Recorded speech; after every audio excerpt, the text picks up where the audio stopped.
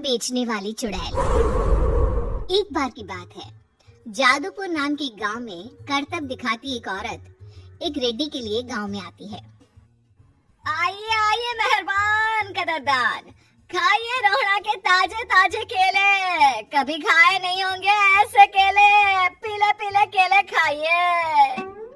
ये कहकर रोहड़ा हाथों में 4 केले लिए उन्हें सर्कल में जोर जोर से हवा में उछालती हुई करतब दिखाती है, जिसे देखकर आसपास के सारे बच्चे अपने अपने मम्मी पापा से उस औरत के पास जाने की जिद करने लग जाते हैं।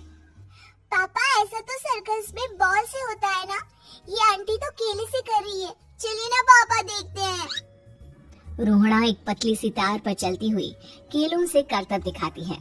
आते जाते सभी लोग बाहर रुककर उसके करतब देखते हैं और वाह वाही करते नहीं थकते। जैसे ही एक आदमी पास आकर उसे पैसे देने लग जाता है, तब वो कहती है, अरे नहीं नहीं साहब, मैं करतब तो बच्चों के मन को बहलाने के लिए करती हूँ, धंधा तो मेरा केले का है।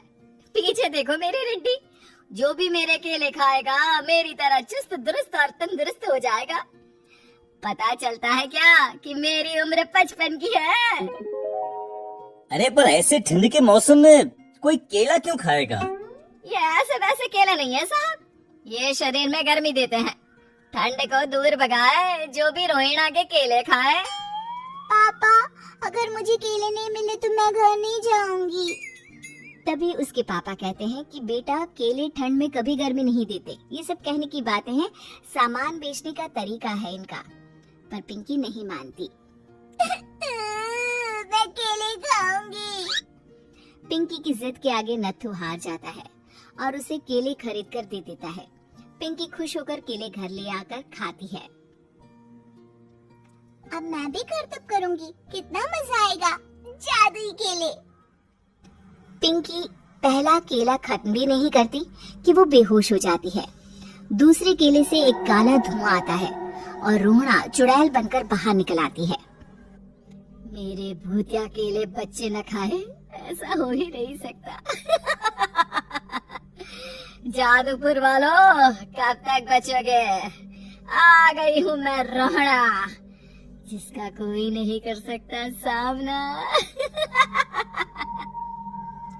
रोहड़ा पिंकी को गोद में उठाकर काले धुएं में कहीं गायब हो जाती है। शाम के वक्त नत्थू घर लौटता है और पिंकी को घर में ना पाकर उसकी माँ से कहता है, माँ पिंकी कहाँ है? अरे बेटा, उसे तो तू सुबह करतब दिखाने ले गया था ना, फिर कहाँ वापस आए तुम दोनों? मुझे लगा तू उसे अपने साथ मंडी ले गया होगा। हे भगवान, मेरी बच्ची कहाँ गई? मैं उसे घर ही तो छोड़कर गया था माँ। नत्थू गांव के घर कोने में अपनी बेटी को ढूंढता है, पर उसे वो कहीं नहीं मिलती। परेशान होकर आके रो रो कर नत्थू हिम्मत हार कर घर लौट आता है। अगली सुबह रोहड़ा फिर से करतब दिखाने आती है और इस बार पिंकी की तरह रोनी केले खरीद लेता है। 50 रुपए दिए थे पापा ने, सारे पैसों की मैंने केले खरीद लिए हैं। अब मैं भी आंटी की तरह ही करतबबाज बन जाऊंगा। यही सोचते हुए रोनी केले खाता है और पहला अकेला केला आधा खत्म भी नहीं करता कि चुड़ैल उसके सामने आ जाती है। मेरे साथ चलने का समय आ गया है रोनी। ये तो बस शुरुआत है, अब इस गांव के सारे बच्चे धीरे धीरे मेरे कब्जे में होंगे, एक बच्चा भी नहीं बचेगा। ये कहकर रोना रोनी को गोद में लेकर काले धुएं में अदृश्य हो जाती है। इसके बाद हर रोज गांव में से कोई ना कोई बच्चा गायब होता, पर ऐसा क्यों हो रहा है किसी को भी समझ में नहीं आ पा रहा था। रोज की तरह अपनी बेटी पिंकी की तलाश में नत्थू गांव के एक तालाब के पास बैठा रो रहा था। कहाँ गई मेरी पिंकी? शकुंतला के जाने के बाद एक वही तो मेरा सहारा थी। अरे उसकी आत्मा कोस रही होगी मुझे कि मैं अपनी बच्ची को संभाल भी नहीं पाया। नत्थू ये कहता हुआ रो ही रहा था कि तभी तालाब में से उसे शकुंतला की आवाज सुनाई देती है। कहाँ थी तुम शकुंतला? हमारी बच्ची और सारे गायब हुए बच्चे रोहड़ा के कब्जे में हैं। वो बच्चों को जो केले देती है उससे बच्चे बेहोश हो जाते हैं और उसके कब्जे में आ जाते हैं और वो उन्हें ले जाकर काली दुनिया में ले जाती है। पर वो ऐसा क्यों कर रही है? ये मैं नहीं जानती, पर उस दुनिया का रास्ता मैं आपको बता सकती हूँ। जहाँ ये नदी खत्म होती है वहाँ एक केले का पेड़ है, उसके नीचे एक दरवाजा है, वहीं से रास्ता जाता है उस दुनिया का। ये कहकर शकुंतला की आत्मा गायब हो जाती है। गांव के सभी लोग झुंड बनाकर उसी रास्ते से काली दुनिया में चले जाते हैं और वहाँ देखते हैं कि सारे बच्चे वहाँ काम कर रहे थे। पापा मुझे ले चलो यहाँ से। पापा पापा। सभी बच्चे अपने मम्मी पापा से लिपट जाते हैं। तो तुम लोग यहाँ तक आ गए? क्यों हमारे बच्चों को पकड़ लिया तूने? तुझे शिकारी बनाना है तो ले, हम सब आ गए हैं, हमें खा ले। नहीं, मुझे बच्चे चाहिए, मेरे बच्चे के बदले तुम लोगों के बच्चे। क्या मतलब?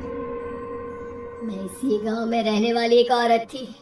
केले की चोरी के इल्जाम में मेरे बेटे को गांव वालों ने इतना मारा कि वो मर गया। उसी दिन मैंने ठान लिया कि गांव वालों का भी वही हाल करूंगी। कुछ दिन बाद बेटे के चले जाने के दुख में मैं भी मर गई और मेरी भटकती आत्मा एक चुड़ैल बन गई। और फिर मैंने बदला लिया तुम सबके बच्चे छीनकर। बर्दाश्त नहीं कर पाए ना, सोचो मुझ पर क्या बीती होगी। हमें माफ कर दो रोना, पता नहीं है किसकी गलती थी पर हम सभी माफी मांगते हैं। हमारी खुशियाँ लौटा दो, तुम भी तो एक माँ हो। गांव वालों की बात सुनकर रोना का मन पिघल जाता है और वो बच्चों को छोड़ देती है। उसके बाद काली दुनिया बच्चों के लिए जादुई दुनिया बन जाती है। अब कोई भी कभी भी वहां आ जा सकता था।